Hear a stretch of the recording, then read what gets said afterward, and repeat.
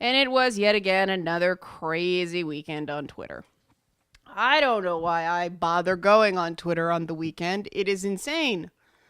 But it it made me think about some stuff. And that's why I do Mountain Mondays on Mondays. Also because Mountain Mondays is, nice alliteration. It wouldn't sound as good saying Mountain Tuesdays. But it made me think about generalizations and hatreds. And I've been, talking about the amount of hate and cruelty that are on the internet and how we all sort of recognize it's not healthy, but people do it anyway. They come up with these excuses and why it's okay, and why not just that it's okay, that it benefits anyone in any way. And that's sort of more the thing that confuses the heck out of me about the whole thing is why do people engage in things that are such absolute wastes of time? And it's usually because I think they're trying to fight down their own fear of something. There's this idea that there are forces in the world that are trying to take over our minds or take away our freedoms and things like that. I'm sure you've heard plenty of that on the internet, that sort of rhetoric. And the reality is that, there probably are certain forces that are interested in authoritarian ends, but the ones that are going to be successful are the ones we're not going to see coming. They're not going to be angry people with signs standing out on street corners yelling at people. I mean, they're just too easy to dismiss, those angry people. And the internet is devolving into angry people being angry at other angry people. And the less the rest of us take them seriously, the more angry they become. And the one I get frustrated with is the people that object to generalizations about the groups that they consider themselves a part of, and yet they have no problem generalizing against, groups of people that they feel are the quote unquote enemy, and I find that irritating. I find it completely hypocritical. And when people go down those lines of thought, those types of arguments, I don't feel the need to what's the word I'm looking for? To give that any time. It's just a waste of time arguing with someone who engages in that kind of doublethink. Because you're not really going to get anywhere with them. They're already exhibiting a certain amount of thinking not based in reason. And the minute you get there, you can't have a well-rounded debate, because the purpose of a debate is not necessarily to win, not when you're doing, proper organized debate. The way you win a debate, I don't know if you guys have ever seen a formal debate with, Oxford rules, but the purpose of a debate is to persuade, to convince, not be right, but to convince people. And that's very different in a way that I think a lot of people don't realize. A debate is about, you guys have seen, they'll go around and they take what opinion you have at the beginning, and you're supposed to write them on a little card. And then at the end, you put what you think about the topic on another little card, and you turn that in. And the winner is the side that manages to convince the most people to change their minds.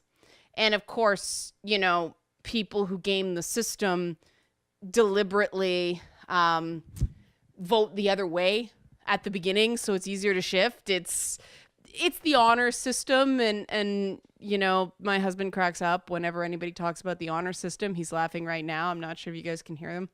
But it is sort of true that, the Oxford rules only work if everybody abides by the Oxford rules and votes honestly in the first round. But the whole idea is to create a persuasive argument.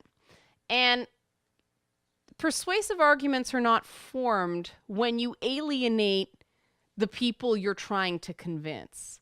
And unfortunately, too much online rhetoric does that. They try to shout people down instead of trying to appeal to their better natures. And that's because the real audience for these quote unquote debates is not actually the people who made up their minds or sort of the unaligned. It's kind of signaling to whatever tribal group is part of this, I won't say fringe and I won't say radical, but it's definitely divided. Like the latest thing that got everybody up in arms over the weekend was this Richard Dawkins thing about how he retweeted something that, I'm going to word this very carefully. It was offensive content. I don't think anybody will deny it was offensive. Some people may argue that he has a right to offend, and in broad strokes, that's true. But he retweeted this joke song. It was allegedly a Muslim man and a feminist woman, and the feminist woman was based on a real life person, and that's part of where he got into trouble. But it was all that typical stuff about feminists being shrill and not getting enough sex, and Muslims worshiping a guy who raped a 9-year-old and that kind of stuff. And then at the end, they sort of end it where they say, well, can I rape you now? And it's like, oh, silly, it's not rape when a Muslim's doing it. Offensive stuff, right? Offensive stuff by any measure. And so Richard Dawkins was disinvited from this conference. Cue internet outrage. Cue all the various groups involved fighting all the various groups involved. And the problem with the way it's being set up is that people didn't set it up the way I did it, which was, saying right off the bat what he shared was offensive. And the question to me in this whole thing is whether or not causing offense disqualifies you from these sorts of conferences, based on the idea that these conferences are supposed to sort of stimulate, depending on what the objective of the conference is it to stimulate dialogue? Is it to stimulate thought? Because one could argue with something like that. If it's to stimulate thought, no problem. Bring on offensive speakers. If it's to stimulate dialogue, something like that doesn't, in fact, stimulate dialogue. It shuts dialogue down, and so there's no place for that. The difficulty in the decision is this is not the first time Richard Dawkins has done something controversial on Twitter. And so it's almost like they invited Richard Dawkins because he was Richard Dawkins and then uninvited him because he acted like Richard Dawkins. And I can understand why people would go, well, that's kind of silly. You should have known what you were getting into going in. But it doesn't stay that way. It becomes outrage. And this doesn't solve anything, does it? I mean, everything I just sort of lined up for you guys right there was reasonable and based in a certain amount of awareness of the world and awareness of consequence and awareness of who the players are, from the outset. But it doesn't go there. It broadens to this fight, not just about this one instance, but the entire ideologies running in the background of this argument. And that's where I'm like, that doesn't solve anything. You're not going to prove feminism or Islam or free speech or anything like that is good or bad based on this one very specific, very anecdotal thing. But people on the internet absolutely love to generalize because it feels good and it feels safe, and they can temporarily, and a lot of people aren't prepared to admit this is what they're doing, but this is what you're doing when you take a sweeping generalization at an entire group. It's allowing people to vent their rage in a way that they believe is safe because they'll be protected by people who feel the same way. And that's not moral. It's not moral. It's not ethical under any system that I have read. And then I get these thinkers claiming that's moral absolutism. Well, it's not. It's common sense. And the funny thing is, as I said to one person who says, there's no such thing as moral absolutes.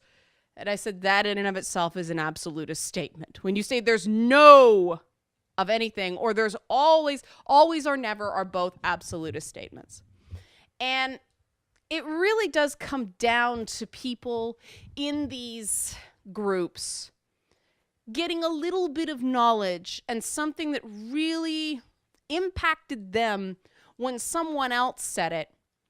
And they try it out, but because they don't understand why it was effective when they heard it, they aren't effective, and then they get upset and claim they're being shut down, and we get into this crazy thing about my free speech rights are being violated. And on the internet, free speech means a very, very different thing than it does in other spheres. And again, I'm going to be very, very careful with this because I recognize that there is the concept of free speech and there is the realities of free speech. And I have to be very careful for work purposes. For work purposes, I have to treat free speech as something that means the government cannot persecute me for unpopular opinions. It doesn't mean I can't be fired for violating the brand of whatever service I work for in the media. There is always morality clauses in contracts in the media, and there are always protections employers insist on to make sure that if you become a liability for them, they can get rid of you, no questions asked. There is no what people would consider free speech protections for people working for a private company in media. If you work for a government job, different story, because free speech is undeniably something that protects people from authoritarianism, from authoritarian governments. But people on the internet treat free speech as something very, very different than that. And they will fight to the death to insist that their interpretation of freedom of speech is the correct one. And I prefer to think of it more as it's a correct one, but it's not the only correct one. The concept of free speech, if you want to be a free speech, I'll say enthusiast, some people would say radical, that's your bag. If you want to be someone who goes to the mat for people's God-given right to be offensive, that's completely up to you. The thing is that if you're talking about, say, First Amendment protections in the United States, the First Amendment is a government document, which means it only applies to the government.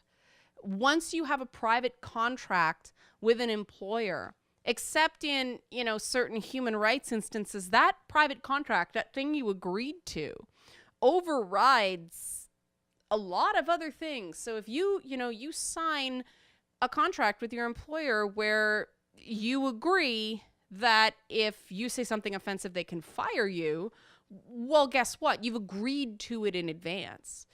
And I know I talked about this last week, the idea of consequences of unpopular speech and what's appropriate and what's not. I don't think it is, how do I put this? It's easy to say it's not fair that someone has their life ruined over an offensive statement. The reality is there is a long history of precisely that happening, that people say something and they get, run out of Dodge for something that offends. And I say this as someone who for years made a very, very offensive television show, and it was deliberately offensive because it was designed to sort of separate political correctness from actual morality and actually start questioning, how much of this is moral and how much of this is, this concept of decency that is a different paradigm. It is, this idea of indecency is tied to morality, but decency is sort of like a reflection of morality that is intended to prevent you from doing things that are amoral. They're not actually the immoral act in and of itself. It's like, well, why do we have a problem with naked women? Well, we have this idea that it somehow is involved with promiscuity, and promiscuity is connected to diseases and all these other social things. And I'm not saying you should believe that. I'm saying that's the argument for this. But, the reality is that there's nothing morally wrong with nudity at all. It's what people believe it leads to that's the problem. And that's the difference between morality and decency for me. And we end up getting into these protracted arguments that are basically slippery slope clauses. It's like, well, they want to do this. Well, unless you've actually got someone on the record saying they want to take over people's minds, that's an assumption. It could be a correct assumption for all we know, but it is an assumption. You can't go and accuse people of nefarious intents without proof. And a lot of the time, it's actually not anything they can prove. It's someone's fear. They're worried that someone is trying to fundamentally change something that they enjoy. And I understand the concern that way. I mean, I'm concerned about what's going on in video games right now. I'm surprised that an overabundance of caution is leading to some exceptionally boring products involving properties that I care about and used to like very much, and I play them right now, and they're about as interesting as a blank sheet of paper. But that doesn't mean I'm going to go and start appearing hysterical out of fear. And that's what's at the core of a lot of these really nasty internet fights. It's fear. And this may sound strange, and this may sound like, no, these people are evil and all that stuff. Guys, I believe that evil does exist in the world, but I believe that a lot of the things that are believed to be evil are actually just raging ineptitude. It's either ignorance or ineptitude. There's the actual real evil is fairly rare. It is powerful, though, which is why we just can't turn a blind eye to it. But, I do believe that actual undeniable evil does exist in the world. But a lot of the stuff that we see online, it isn't actual evil. It's just ignorance. And ignorance and evil are not the same thing. And so how do I kind of close out from this? I'm still trying to figure out what we do about the fact that the dominant forms of social discourse that we're engaging in these days, and it really doesn't matter who you are, you're sort of stuck, you're stuck dealing in these, in these spheres, even if you don't want to, right? I mean, I find Twitter an inhospitable place, but I use it because there's still benefits as well as the unpleasantness. And you have to make that choice for yourself. Now, where it becomes a problem is if these same attitudes start filtering into places that people can't avoid. And we do have an issue with our public discourse that it's become very, very hostile. And that's when I start going, this is disconcerting. We can't reward our public figures. We can't reward people with power for behaving in mean-spirited, bullying, childish ways because we temporarily find it entertaining.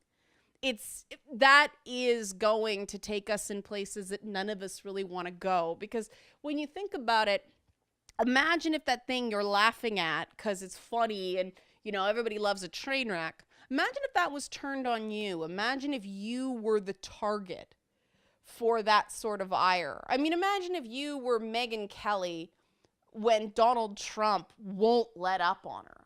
And people can say, oh, it's making her career. And there's an element that's true, but that's because she's sticking to her guns. Fox is standing behind her. It's the way collectively Fox is handling these attacks that are benefiting her. It's not the attacks themselves. It's the attacks themselves are using certain really unfortunate elements of our society that women are rewarded and punished for attractiveness in equal measures, and there's absolutely no winning. But, Donald Trump should be ashamed of himself running for leader of the country while behaving that way. It's terrible judgment. It's terrible leadership. There's nothing in his behavior towards Megyn Kelly that I think qualifies him to have access to nuclear weapons that he could use against other people. I mean, you want someone who's on an even keel and doesn't respond to provocations, and you want somebody who is really calm, with their finger on a nuclear button. You don't want somebody who loses their mind at every slight. But people are going, it's funny, it's entertaining. Fox should have put him in the debate because he's entertaining and it's good for ratings, and that's what we want to see. I wonder if people listen to themselves when they say things like that, because it's like, are you seriously putting entertainment value above the proper functioning of the most powerful country in the world? Seriously? That's pretty scary. And that's the part where this sort of foolishness starts becoming a real problem. It starts becoming something we do have to take seriously when it spills out into those public spheres and actually becomes something that people can't avoid. And, I really hope that this is just an early political cycle thing, that people aren't really being serious about who they're going to vote for yet, that it's that typical, early primary state dalliance with fringe candidates and everything will sort of sort itself out. But I think it's a symptom of a larger trend that we have to really be serious about. And that's why I want to talk about this stuff in broader terms without, using anyone as a focal point, the discussion of ideas. And, it's that, what is it? Small minds attack people. I forget part of it. But the problem with everybody trying to fight an ideological war over an idiosyncratic issue like the Richard Dawkins conference tweet thing is that something like this latest Dawkins thing is a collection of things. It's a unique intersection point of a lot of things. It's not an indication of anything, what's the word I'm looking for? Anything we can really isolate about any particular movement, any particular ideology, because it's too much stuff at once. It's all the things, and it's just sort of bringing out the worst in everyone involved. And that doesn't mean that all the movements the people involved in are all bad.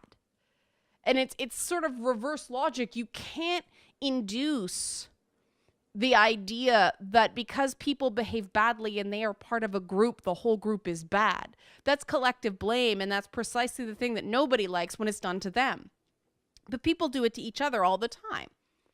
And this is the part I don't understand about the internet, is when it's done to them, people will go collective blame, instant bad, yellow card. but they engage in it freely and don't even realize they're doing it. And then when you call them on it, which I've actually started calling people on these things because I'm tired of sort of sitting there and wondering, does this person really respect me? Or are they using me as a weapon against other people who happen to be, say, feminists or whatever, because they think they can use my words to weaken the movement I believe in? I won't be used that way. So I am calling people on it. And some people get exceptionally offended when I say things like, you say you hate feminists. Well, I'm a feminist, so that means you hate me. Instead of going, you're right, I shouldn't say that, people treat me like I just said something ridiculous and unreasonable.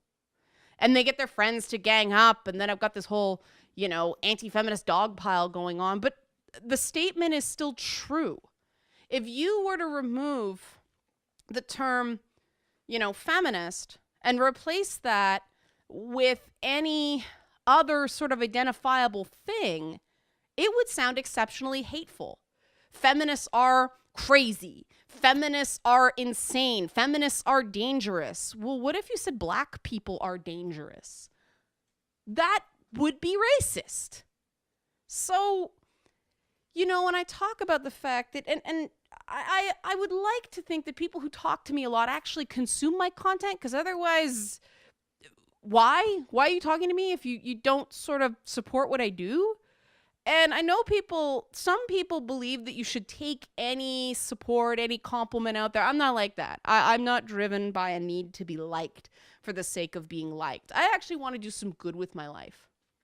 And the only way you do anything productive is if you shut down activities that are unproductive. And talking to someone takes time and it takes energy, especially when you disagree. And so I want to make sure those disagreements are actually productive, as opposed to being things that are just a waste of time that leave everybody tired. There's no point in arguing with someone if you're not going to get anywhere. Arguments can be productive as long as people are